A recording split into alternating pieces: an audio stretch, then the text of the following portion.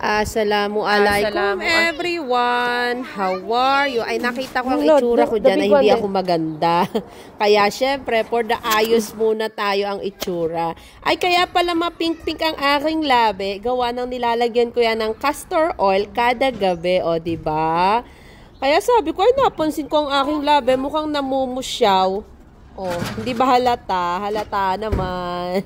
O, diba? Ayan, mukhang maganda na ako. Inayos ko na. O, diba? O, kaya for the Assalamualaikum everyone. How are you? Pupunta kami sa mag-grocery kami ng konti para yung uulamin namin bukas. Ayan. Si Shakir. Ayan. Oh. Go, walk. Wala pang masyadong tao, oh. Kasi nga, maaga pa. Wala pa yata alas 9. Go! Pia. Oh.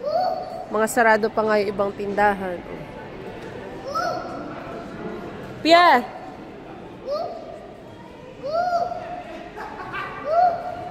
Go! Oh, ayan. Umaga, good morning. Ayan, oh. Mga orange. Ah, bibili pala ako nitong avocado. Halika, dali! Ayan. Lychee. Yeah, later we're gonna buy strawberry. Strawberry. Watermelon. Siyempre, as usual, pag ako ay nag-grocery kasama yung mga anak ko, hinatid ko pala yung mga anak ko sa school. Ayan, kukuha kami ng saging. What's banana? Bila ko ng ice cream kasi half price naman siya, oh. Tingnan niyo. Oh, ayan. Nagpakarga na yung anak ko. Ang buhay ng isang nanay ay hindi madali. Hindi madali. Wala pa naman masyadong tao dito, oh. Ayan, pumunta din pala kami dito sa shop na to, na Indian shop. Kasi naghahanap pala ako ng hindi carrot ang hinahanap frozen ko. Carrot. Ay, okra. Namimiss ko na kasi ang carrot ng aking asawa. Kaya laging carrot ang aking nasasabi. Kaya, o kaya carrot yan. Go tayo sa ay, okra pala ang aking hinahanap. Okra. Pinainom ko muna sila niyan.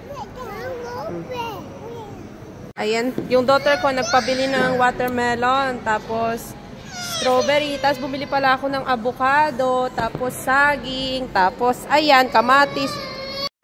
Ayan, nakauwi na kami. Kaya nalagay ko na yung mga napamili ko.